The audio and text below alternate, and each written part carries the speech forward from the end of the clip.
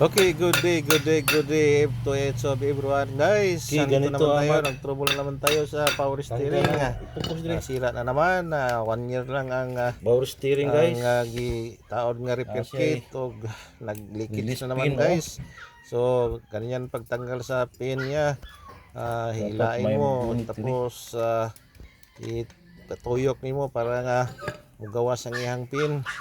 Grabe Ganyan, basta hydraulic ka ni guys. Iligid kay garanti ang kanang repair kay di gyud magdugay og Oo, dapat to. kuan Malipat sa di siya ano. magdugay. Mobigay dayon tungod kay ang Ganyan. mga repair kit, mga oil seal sa ilalom dili gyud ingon nga original mo imuhang makuha muna nga pag Dapat ang labas niya. sig gamit tungod kay naman niya siya pressure mobigay gid kadugayan guys.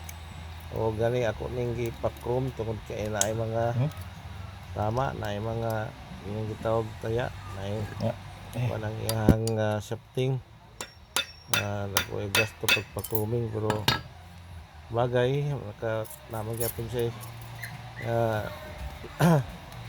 napuslan man gyapon siya pero dili gid kayo ingon nga dugay dali ra kaayo siya mo Ayan. mobigay guys.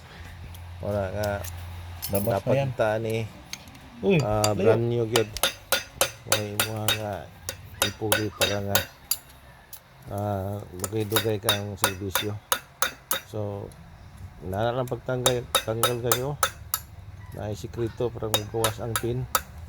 Paggawas ana makuha na siya o pag uli po na guys kung yun sa paggawas inana po pag uli nalan nga tuyo ko na siya aron nga o pasok ang pin. So gawas na so, pag uli guys pag-uli, inana po daw, pag-uli. so sulod sa daan ng kuan kanama ko na sa kanal sa lalom.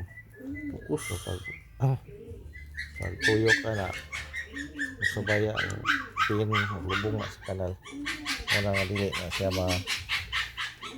matanggal guys. So muna ito ang tutorial karon guys. Ganapod mo yung nakuha ani nga gamay nga idea guys sa ito ang itawag nga DIY how to repair the power steering assembly. Tanggal niya tanan guys. Wala ko ipakita ang uban kana naman mo ay lisod-lisod o ang iyahang shafting guys makita niyo na karon ng measurement mo na dapat nga ilisdan guys. So mo ni siya guys sinaw kayo kay ipa-grooming. So mo na ang measurement. Bye bye.